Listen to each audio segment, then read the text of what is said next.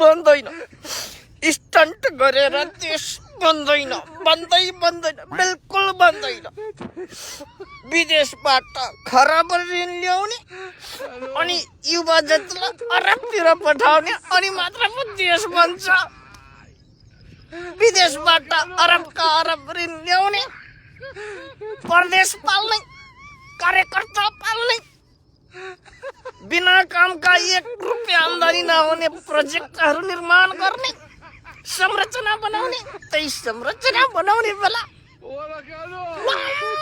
खाइदिने उता पोखरा विमानस्थलमा 22 अर्ब चाइनाबाट ऋण ल्याए, 14 अर्ब भ्रष्टाचार भएछ। यसरी पो देश बन्छ। स्टन्टले देश बन्दैन।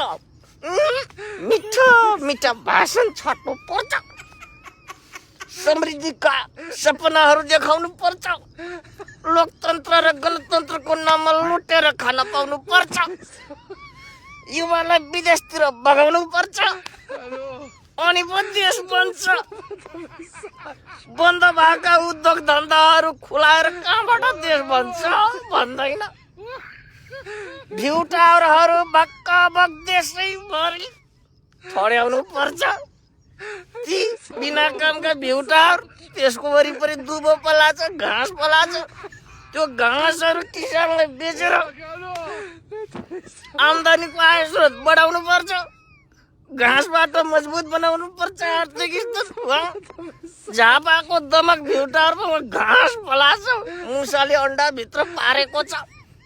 अब ती अन्डाहरू प्रत्येक पसलमा बिक्री गर्नुपर्छ। देशको आर्थिक अवस्था एकदम मजबुत हुन्छ। स्टन्टले कहाँबाट देश बन्छ? बालेन शाह, गोपी हमाल अनि हर्क साम्पाङ जस्ता यी होनहार विकासवादी युवाहरूलाई पन्छाउनु पर्छ। कुलमान घिसिङ जस्ता भिजनरी भएका मान्छेहरूलाई साइड लगाउनु पर्छ अनि पो देश भन्छ।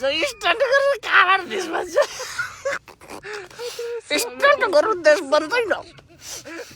मिठा बगमपुसे भाषण छाड्नु पर्छ। जनताहरूलाई समृद्धिको आशा देखाउनु पर्छ। यस्तो भयो जनताको छोरो प्रधानमन्त्री हुन पाउँछ भन्ने हावादारी गफ गर्ने। उहाँ एयरपोर्टमा दिनमा 15-16 हजार जना युवा बजेर विदेशतिर जान्छन्। स्टन्टले देश बन्दैन। महावीर पुन जस्तालाई सहयोग गरेपछि कहाँबाट देश बन्छ?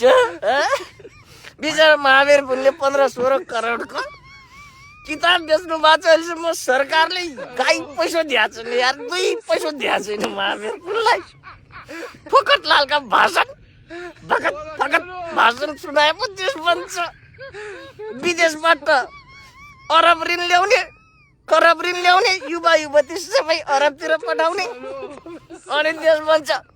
बुढाकाँडाले देश बनाउँछन् नि, युवाहरूलाई विदेशतिर पठाएपछि त्यस्तै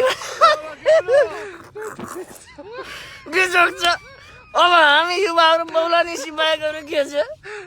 एकतरी मालिकको दास बन्नुपर्छ, मालिस गर्नुपर्छ, वफादार बन्नुपर्छ अनि पो देश बन्छ। स्टन्टले कहाँबाट देश बन्छ?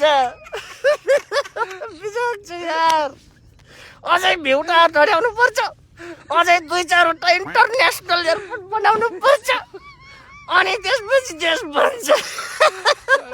भइरहेको एयरपोर्टै बन्द हुन लागिसक्यो। पोखरामा चालु छैन, यो भन्दा म के भन्नु, म बोल्दैन हजुर, बोल्दैन।